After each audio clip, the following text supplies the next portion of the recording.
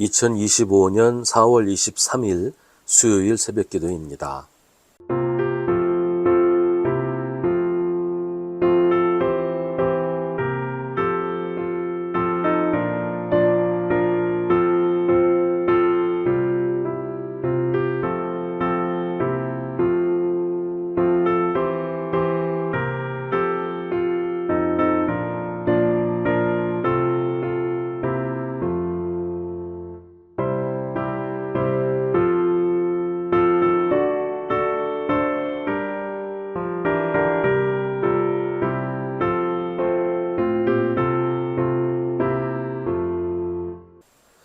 데살로니가전서 2장 13절부터 20절입니다.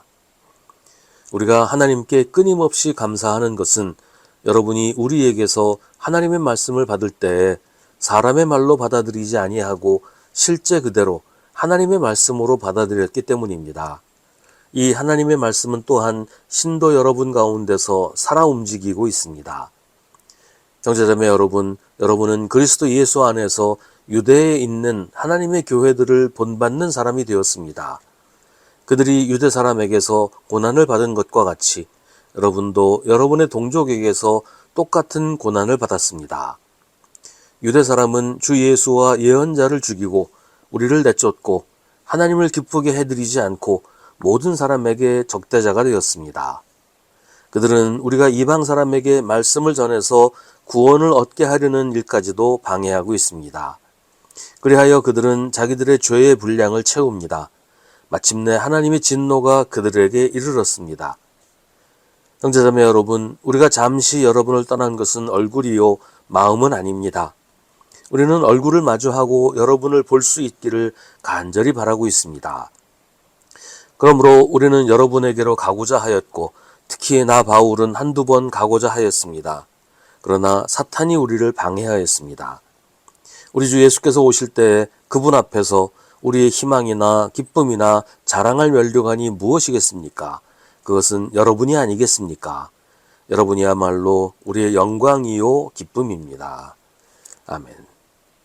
바울이 데살로니가에서 복음을 전하면서 많은 경건한 그리스 사람들과 적지 않은 귀부인들이 예수를 믿게 되었습니다. 그러자 바울을 시기한 유대인들이 바울 일행을 습격해서 결국은 바울이 데살로니가에서 베레아로 도피하게 되었습니다. 베레아에 있는 동안에도 데살로니가의 유대인들이 거기까지 찾아와서 바울을 습격했기 때문에 바울은 또 할 수 없이 아테네로 떠나야 했습니다. 유대 사람들은 주 예수와 예언자를 죽이고 바울 일행을 내쫓고 하나님을 기쁘게 해드리지 않고 모든 사람에게 적대자가 되었을 뿐 아니라 바울 일행이 이방 사람에게 말씀을 전해서 구원을 받게 하는 일까지도 방해했습니다. 그것은 죄였고 하나님의 진노가 그들에게 이르렀다고 바울은 말합니다. 바울이 이 말을 하는 이유는 데살로니가 성도들은 자기들의 동족인 데살로니가 사람들에게 고난을 받고 있었기 때문이에요. 바울은 그들을 보면서 그런 고난 때문에 낙심하지 않도록 격려하기 위해서 자기가 당한 일, 자기 동족에게 당한 일들을 이야기하는 겁니다. 또 바울이 유대인들에게 공격당해서 데살로니가를 떠나야만 했던 일에 대해서도 설명하기 위해서 이 이야기를 하고 있습니다. 바울은 자기가 데살로니가를 떠난 것이 자기가 원한 일이 아니었다고 말하면서 데살로니가 성도들을 그리워하는 마음을 표현합니다.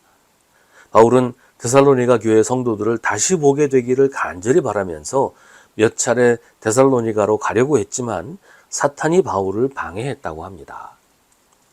사탄이 방해했다고 하는 것은 구체적으로 무엇을 말하는 것일까요? 사탄이 직접 나타나서 바울의 길을 가로막은 건 아니겠지요. 진행되는 상황이 바울의 계획을 방해하고 무산시켰기 때문일 텐데 그 가운데는 유대인들의 개입도 분명히 있었을 겁니다. 유대인들이 사탄이다 그런 얘기는 아니에요.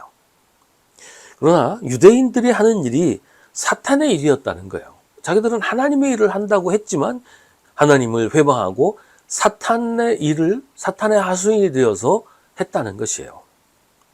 복음 전파를 방해하고 사람들이 구원받지 못하도록 하는 것은 사탄의 일이잖아요.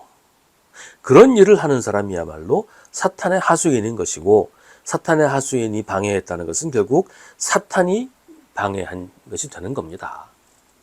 그런데 사탄이 방해해서 데살로니가에 가지 못했다는 것이 마치 사탄이 하나님의 일을 방해해서 하나님께서 일하지 못하게 되었다, 이런 말로 이해하면 안 돼요.